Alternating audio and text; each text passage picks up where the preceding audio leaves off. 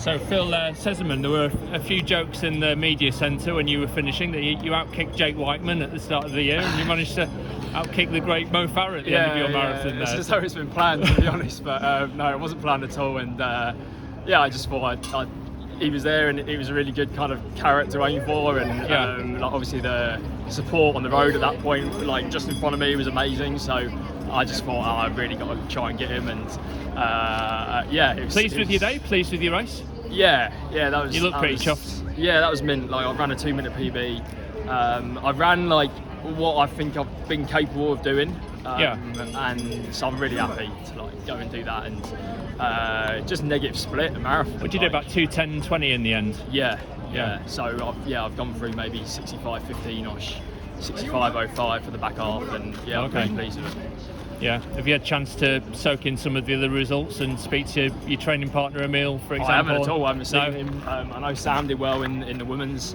Just outside 2:08 for Emile. So. Yeah, but he's got the Olympic time, so he's ran great there. Yeah. Like, for a debut, that's really good running kind of thing. But I've trained with him, and like I know that he knew he was capable of that kind of time. Yeah, he was more than capable of that kind of time. Yeah. He's training really, really hard, and he prepares properly, and he's really talented. So he's going to go and run great. Did you think you were capable of taking a couple of minutes off your time? Was that kind of what you were looking for? Yeah, definitely.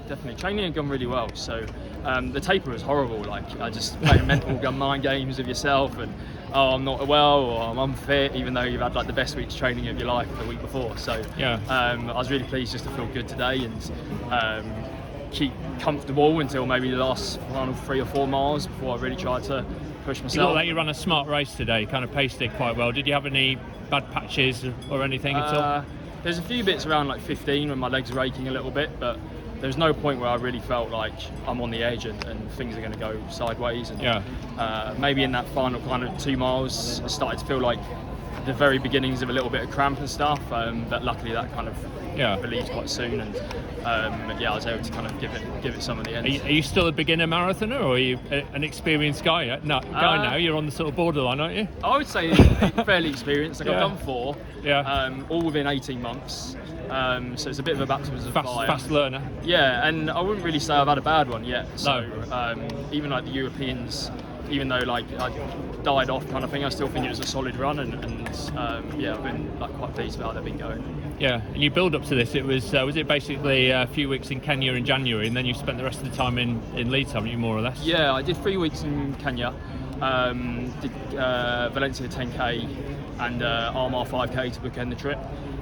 Came home, finished 18th in the National Cross. Yeah, I noticed that result. That seemed a little bit under par for you. Was that just because you were in heavy training, or everyone kept saying that to me? But I don't think it's a backhanded compliment, really. We expected you to come a bit higher. Yeah, I guess so. I don't think it was like a great run, but I don't think it was a particularly bad run. I don't do any training on grass, and do you not at all? No, and I've done the national, the cross country relays Mansfield twice in the last 4 years, and that's 5k. It's not the same as a 10k cross race or 12k. So.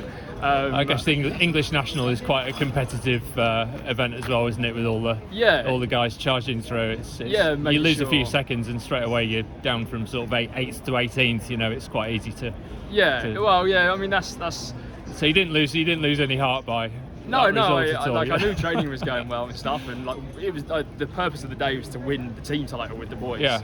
At Leeds City, and we killed it. So it was a good day. It was worth doing. Yeah.